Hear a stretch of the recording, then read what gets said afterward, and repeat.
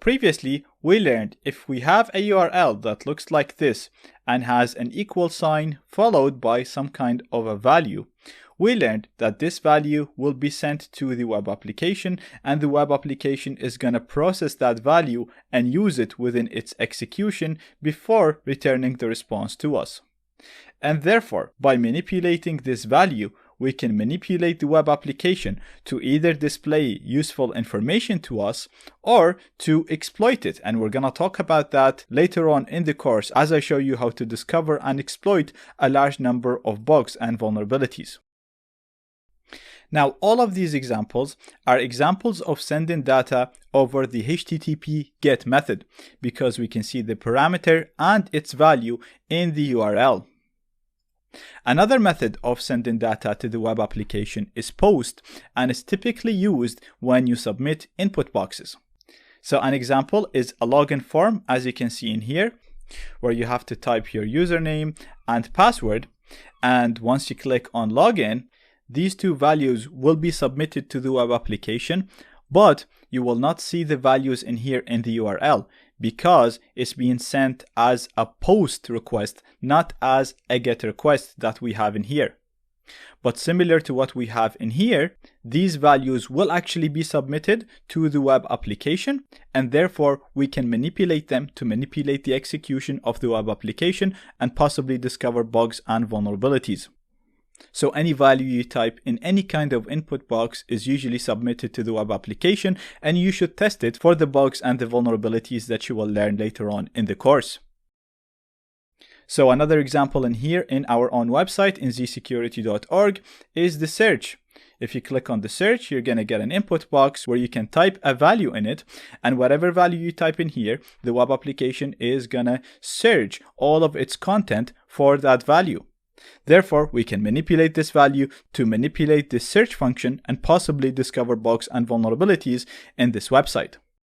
Now, this is all great, but there is a large number of data that get submitted to the web application through hidden input boxes, through JavaScript and Ajax that we can't simply modify by modifying the URL or input boxes. For example, if we scroll down in here and simply go to the third page, you will notice that we have page equal 3, which is a value that is being submitted to the website that we can manipulate, but there is so much more data being sent in the background that we didn't see, and I'm going to show you how to see it in a minute.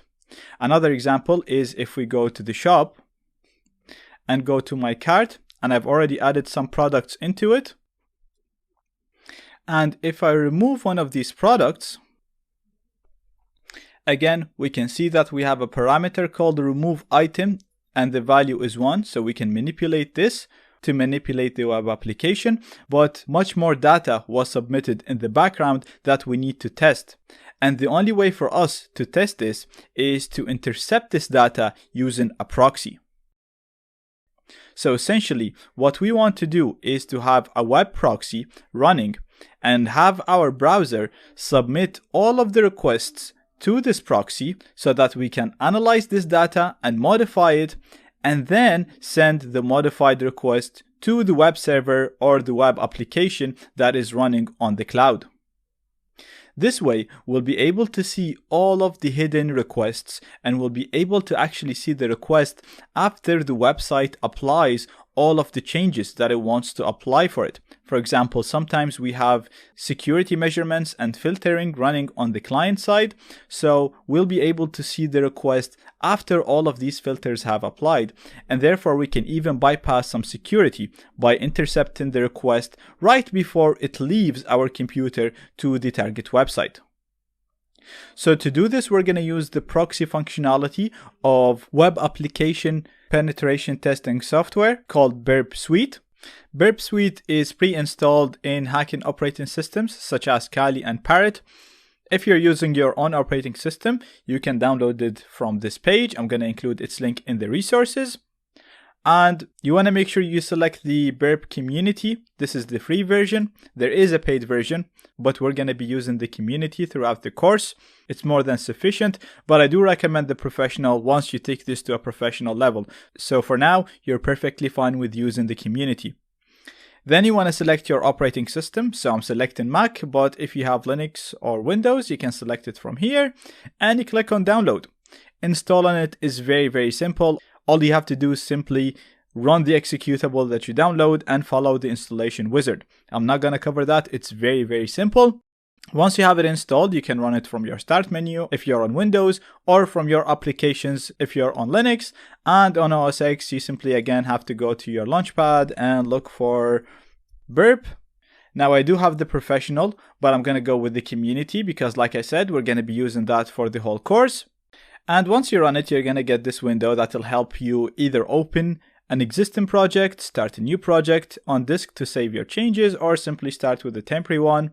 The other two options are only available for the Pro, but a temporary project is perfectly fine. That just means that once you close the application, you will lose whatever progress you made, but that's going to be perfectly fine, as you will see. Next, it's asking you for the settings. If you have a special configuration file that you want to use, we're going to keep everything the same. So we're just going to start Burp. And perfect. Right now we have the dashboard of Burp Suite. And as you can see, you have a large number of tabs in here to do different things within this framework. This is a very big program that can be used to do so much. So I don't want you to be overwhelmed. We will be using this throughout the whole course, and I'll be introducing you to a lot of the features that you see in here. We're going to be talking a lot about the dashboard and all of that later on in the hacker methodology at the end of the course. So don't worry about this at all. We will be breaking up its functionality one by one, and I will be teaching you how to use it as we go through the course, as I show you other bugs and other vulnerabilities.